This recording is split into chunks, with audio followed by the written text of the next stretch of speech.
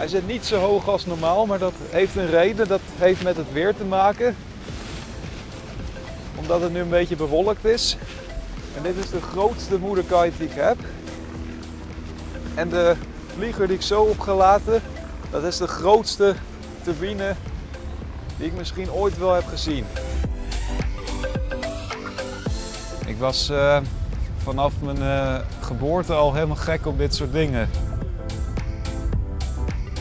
Ik was begonnen met hele kleine matrasvliegers en stuntvliegers op mijn 5e tot en met 12e. En pas op mijn 15e toen wou ik echt al meer denken van oké, ik wil meer. En op mijn 18e toen werd het echt al groter. En nu ben ik 20 en nu is het eigenlijk ja, heel groot.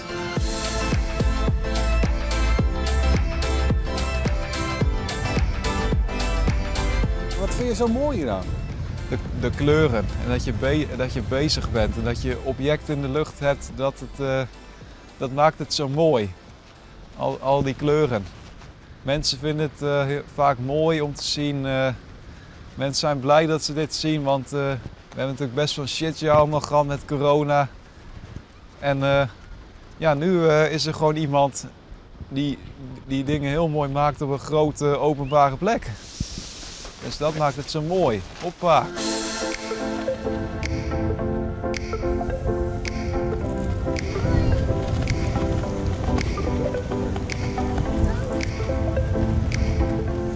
Ik werk 3 dagen in de week, maximaal 4. Maar ik zit ook 1 dag op school.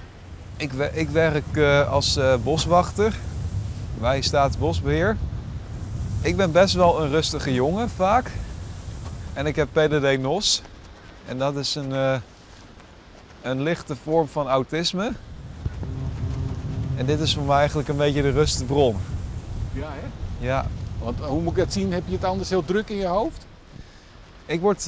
Ik word best wel snel druk in mijn hoofd van bepaalde prikkels. Bijvoorbeeld als ik in een drukke stad loop en het is daar heel onrustig of ik ben op school en er gebeuren allemaal dingen tegelijk, daar kan ik vaak niet zo goed tegen. Dus dat is een beetje ja, het nare.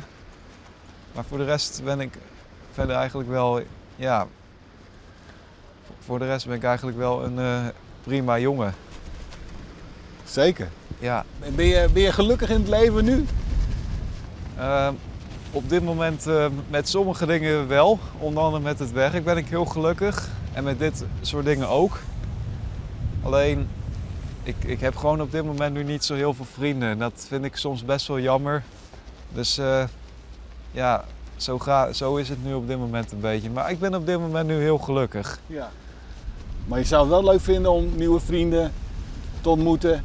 Ja, en dan absoluut. Samen gaan vliegeren of... Ja, mijn grootste droom is om ooit met andere mensen nog grotere shows maken.